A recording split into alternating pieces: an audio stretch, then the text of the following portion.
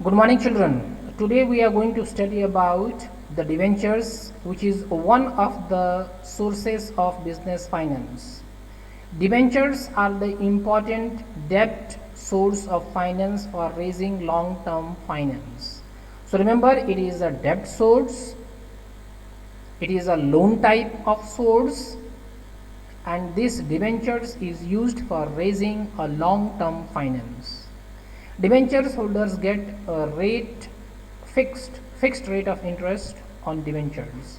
So all those people who are holding the debentures, they get a fixed rate of interest on the debentures they have bought. Interest is paid after every 6 months on 1 year. So interest on the debenture is paid after every 6 months or every after 1 year. They are like creditor of company. So these debenture holders are like the creditors of the company. Now there are basically 6 types of debentures: secured debentures, unsecured debentures, convertible debentures, non-convertible debentures, redeemed debentures, and then registered debentures. Now what are the merits of debentures? There are basically 4 merits of debentures. Investment is safe. So debentures are preferred by those investors who do not want to take risk and interested in fixed income. So all those investors who are interested in the fixed income and they do not want to take risk, for them debenture is the best one. Now second merit is control. Debenture holders do not have voting right, no control over the management. So debenture holders, they are not being given the voting right, and thus they do not have any control on the management of the company. Then third is less costly. So debentures are less costly as compared to the cost of preference shares. So debentures are always less costly in comparison to the preference shares. And the fourth merit of debenture is tax saving. So interest on debentures is a tax deductible expense. So whatever interest is there on the debentures, it is a tax deductible expense, and thus therefore there is a tax saving. So debentures are always tax saving. Now next topic is about the limitation of debentures. There are basically 3 limitations of debentures. The first is fixed obligation. There is a greater risk when there is no earning, because interest on debentures has to be paid if the company suffer losses. So there is a great risk when there is no earning, because interest on the debentures has to be paid if the company suffer loss. So if the company is in loss, then also the company has to pay the interest on the debentures. That is why it is called risky source of finance. So debenture is always a risky source of finance from the company point of view. Now charge on asset.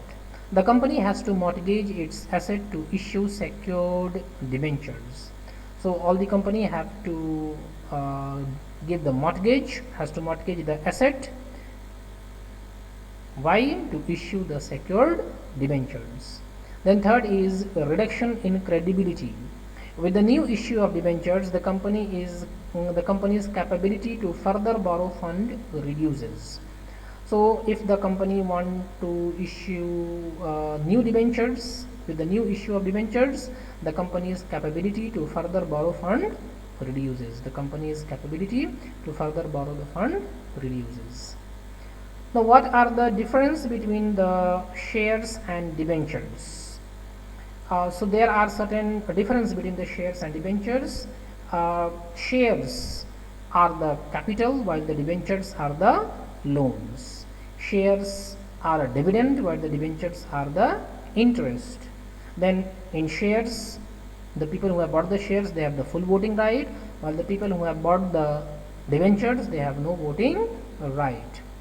Shareholders are regarded as the owner of the company, while the debenture holders are regarded as the creditor of the company.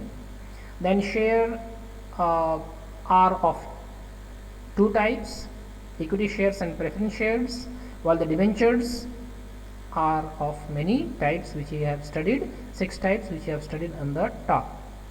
Then shares are not secured, they are not secured by any charge, while the debentures they are secured and generally carry a charge on the asset of the company. So debentures are always secured while the shares are not secured. Now the next topic is about the retained earning.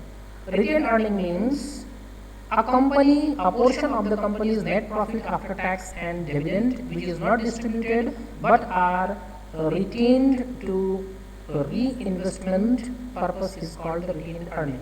Suppose a company has earned 1 crore, then in that 1 crore, the 80 lakh rupee will be distributed to the shareholder, that is called dividend, while 20 lakhs will be kept with the company for the further expenses. That 20 lakh is called the retained earning.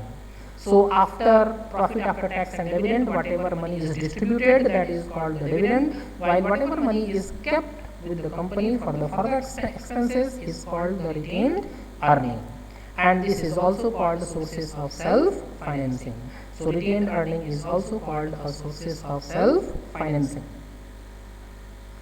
Now what are the, this example is given that there is a company called X Limited, it has a total capital of 50 lakhs and it consists of 10% debt, that is 20 lakhs it has taken as in the form of loan. Then 8% preference share capital, that is 10 lakh rupees they have issued in the form of preference shares, while the 20 lakh they have issued in the form of share capital, like equity share capital. And tax rate is 40%. Then what is the company's return on total capital? The company's return on total capital is 20%. Now we have to take out the retained earnings. So here the calculation is given that the net profit before interest and tax, that is 20% of 50,000 is 10 lakh rupees. Then debentures is interest on debenture is minus 10% of 2 lakhs, that is 2 lakhs.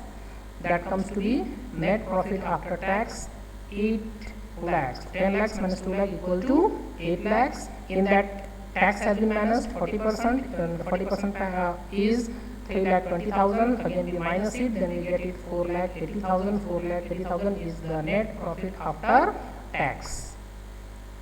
Then dividend is excluded, that is 9% of 10 lakh will give 80,000. Then you minus it, it gives the net profit after tax and pre-dividend is 4 lakh. From that again equity dividend is subtracted 2 lakh.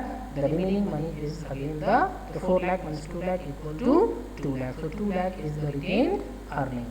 Now what are the merits and demerits of retained earning? First merit is no cost. So no cost in the form of interest, dividend, advertisement and prospectus to be incurred by the company to get it. Since this is a retained earning, it has been the money has been kept aside from the business itself. So this type of finance, there is no need of giving any interest, no dividend, there is no advertisement cost, prospectus cost or any type of cost. So this type of finance has no cost. Then second is no charge on the asset. The company does not have to mortgage any type of asset to get the retained earnings.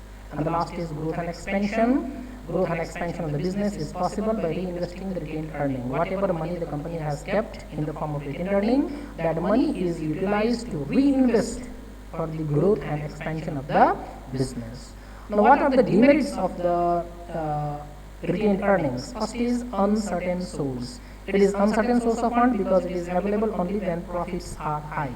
So when the profits are high, then only the company keeps the some amount of money aside in the form of retained earning. But if the profits are not high, then the company does not keep any amount of money. So this is an uncertain source. Second is dissatisfaction among the shareholders. Retained profit causes dissatisfaction among the shareholders because they get low dividend.